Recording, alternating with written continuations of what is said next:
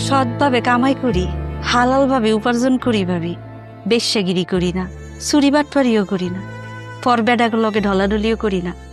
নিজে কষ্ট করে কামাই করি, সেই টাকা দিয়া জামাইয়ের চিকিৎসা করি। আবার বুড়া শাশুড়িরও পালতেছি। আমার 2টা পোলা মাইয়া আছে, এগুলার স্কুলে পড়ালেখা করাইতেছি ভাবি।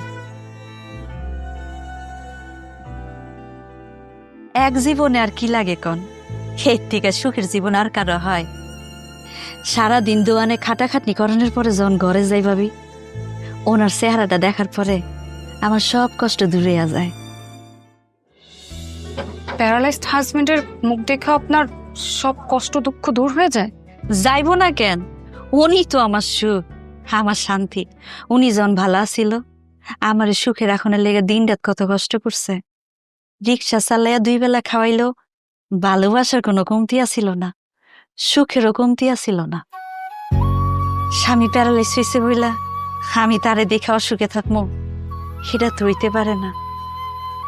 আরো কি জানেন ভাবি, পোলা মাইয়া 2টা যখন স্কুল থেকে ফিরে আইয়া মা কইয়া জড়াই ধরে, আমার সব কষ্ট দূর হইয়া যায়। তখন মনে হয় আমি এই শহরের রানী, এই ঢাকার শহরের রানী ফুলি। আমার মতো সুখে এই শহরে আর কেউ নেই। আমার ঘরে টাকা পয়সার অভাব থাকতে পারে, কিন্তু সুখের কোনো অভাব নাই ভাবি। আল্লাহর রহমতে আপনাকে দোয়াই মেলা সুখে আছি। আল্লাহ ভালো রাখছে ভাবি। আপনি 2 মিনিট বইয়েন, আমি এখন চুলাটা জ্বালাই আপনার মজা করে চা বানাই দিতেছি, খাইয়া ভালো লাগবে। আপা এখনো চা হয় নাই? আমি বাসা যাব। চা খাবে না? না, আমি চা খাবো না, বাসা যাব। আরে কি ভাই, আমি কি ভুল কিছু কইছি? না আমার কি কোনো অন্যায় হইছে? না, তুমি তো কখনোই ভুল কোনো কথা বলো না, তোমার ভুল হওয়ারও কথা না। সব তো আমার আসলে কপালেরই। আচ্ছা, আমি আসি, আরেকদিন এসে চা খেয়ে যাবো। এই নিশা,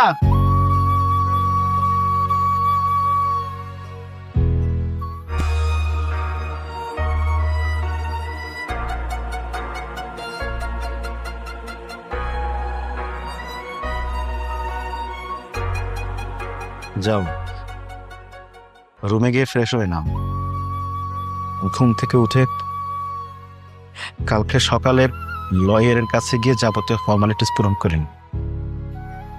তুমি তো ডানা মেলা পাখির মতো উঠতে চেয়েছিলা, কালকে থেকে উঠতে পারবা, তোমার ছুটি।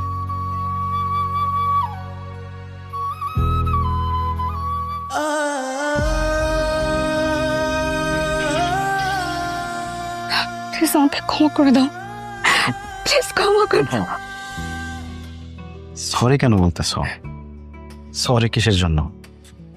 আর কিসের জন্যই বা তুমি আমার কাছে ক্ষমা চাচ্ছ? জানো, আমি না অনেক মানুষ দেখেছি, কিন্তু আমি এইভাবে আগে কখনো মানুষ দেখিনি।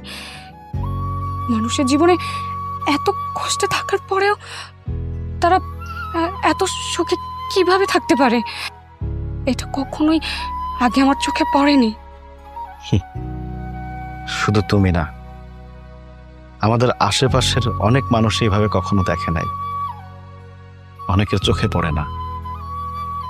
আমরা যদি আমাদের আশেপাশের মানুষগুলোর দিকে একবার ভালো করে তাকাই, তাহলে আমরা বুঝতে পারবো যে আমরা কত ভালো আছি, কত সুখে আছি।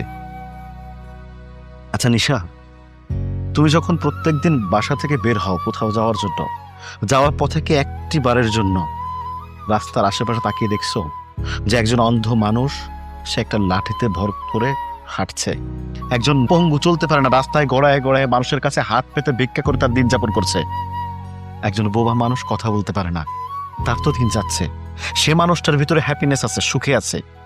আল্লাহর কাছে অশেষ শুকরিয়া আদায় করো যে তুমি তাদের মতো না। আর একটা কথা কি জানো, রাস্তার পাশে মাত্র 500 টাকা 1000 টাকা নিয়ে হকাররা বাদাম বিক্রি করে, ঝালমুড়ি বিক্রি করে, সেইটা দিয়েও তাদের সংসার চলে, তার ভিতরে তারা সুখ খুঁজে নেয়।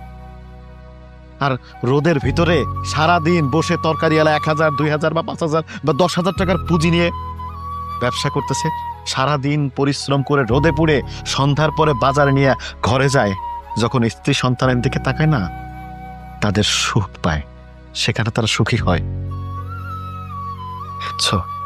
শোনো নিশা, সুখে থাকতে হলে নিজের ইচ্ছা শক্তির প্রয়োজন। ওই মানুষের 10 ভরি গহনা আছে, আমার নাই। ওই মানুষের গাড়ি আছে, বাড়ি আছে, ফ্ল্যাট আছে, অ্যাপার্টমেন্ট আছে, আমার নাই। এইভাবে না কখনো সুখ পাওয়া যায় না, সুখ খুঁজে নিতে হয়। একজন গার্মেন্টস কর্মী সারাদিন 10-12 ঘন্টা গার্মেন্টসে পরিশ্রম করে বাড়িতে এসে রান্না বান্না করে তার স্বামীকে সন্তানকে খাওয়ায়, তার ভিতরে তারা সুখ খুঁজে নেয়। তুমি এত কিছু থাকতে, এত কিছু পাওয়ার পরে তোমার কাছে সুখ মনে হয় নাই, মনে হয় নাই তুমি সুখী, তাহলে তোমার আশেপাশের এই মানুষগুলো কি, তারা কিভাবে এর ভিতরে সুখ খুঁজে পায়? নিশা, সুখে থাকতে হয়, সুখে থাকার চেষ্টা করতে হয়, সেটা তুমি করো নাই। আসলে ঈশিতা ভাবি ঈশিতা ভাবের উচ্ছৃঙ্খল লাইফ স্টাইল দেখে তুমি কি মনে করছিলা যে ওইটাই আসল লাইফ, ওইটাই হ্যাপিনেস? নো নিশা, নো, ওইটা হ্যাপিনেস না, ওইটা হচ্ছে বেহায়াপানা, নিজেকে নিজে গলা টিপে হত্যা করা। আমি তোমাকে ভালোবাসি, হ্যাঁ আমি তোমাকে প্রচন্ড ভালোবাসি, আর তোমাকে সুখে রাখার জন্য আমার সমস্ত চেষ্টা। তুমিও আমাকে ভালোবাসো। দুজন দুজনকে ভালোবাসা বা দুজন দুজনের পাশে থাকা, এটাই আসল সুখ। তোমার জন্য না আমি আমার অনেক বড় ভুল বুঝতে পেরেছি, মানুষকে এইভাবে দেখতে পেরেছি। আমিও তোমাকে অনেক বেশি ভালোবাসি। আজকের পর থেকে আমি আর কোনোদিন কখনো তোমাকে ছেড়ে যাওয়ার কথা বলবো না, ডিভোর্সের কথা বলবো না। প্লিজ আমাকে ক্ষমা করে দাও। তোমাকে আর ক্ষমা চাইতে হবে?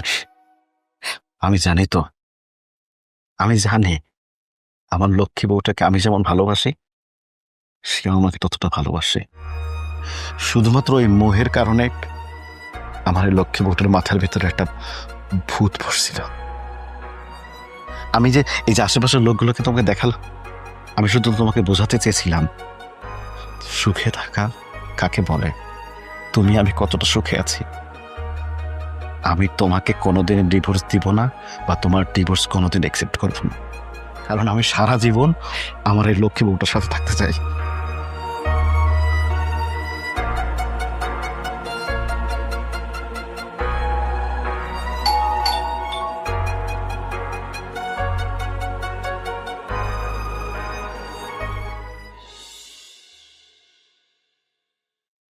কি ব্যাপার বাচ্চা ভাই, আপনার কেমন দেখাচ্ছে কেন?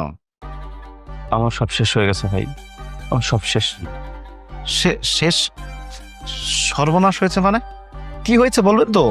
আপনার ভাবি মানে ঈশিতা লেট নাইট পার্টি করতো, আপনারা তো জানতেন। কেউ ওর সার্কেলের কিছু ছেলে আজকে ওকে বিজনেস মিটিং এর কথা বলে নিয়ে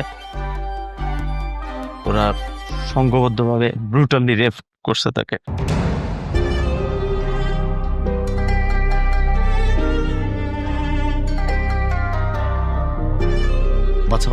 বাচ্চা ভাই প্লিজ ভেঙে পড়বেন না। মানে ভাবি এখন কোথায়, ভাবি কি অবস্থায় আছে? ওই কুত্তার বাচ্চাগুলো ওর সাথে এমন পাশবিক নির্যাতন করেছে, ও সেন্সলেস হয়ে গিয়েছিল। হোটেলের কিছু লোকজন ওর মোবাইল থেকে আমাকে ফোন দিয়ে ডাকে, আমি ওকে সেন্সলেস অবস্থায় হসপিটালে নিয়ে যাই। আদিব ভাই, ওর অনেক রক্তের প্রয়োজন, ওর অনেক ব্লাডের প্রয়োজন। আপনার সার্কেলে আপনি বলেছিলেন যে আপনি ফেসবুক একটা ব্লাড ডোনেশন সার্কেল মেনটেন করেন, আপনি কাইন্ডলি ওর জন্য একটু ব্লাড ম্যানেজ করে দিবেন প্লিজ। বাচ্চা ভাই আপনি কোনো চিন্তা করেন না, আপনি একটা কাজ করেন, আপনি হসপিটাল ভাবির কাছে যান, আমি রক্তের ব্যবস্থা করে দিচ্ছি, কোনো চিন্তা করতে হবে না আপনাকে। আর আপনি যাওয়ার সময় মানে হসপিটালের অ্যাড্রেসটা আমাদের টেক্সট করে দেন প্লিজ, প্লিজ। আমি ব্যবস্থা করতেছি, আপনি যান ভাবির কাছে।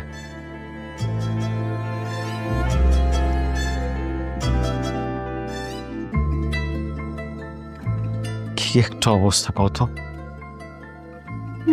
জানো, আজ তো ঈশিতা ভাবির সাথে আমারও যাওয়ার কথা ছিল।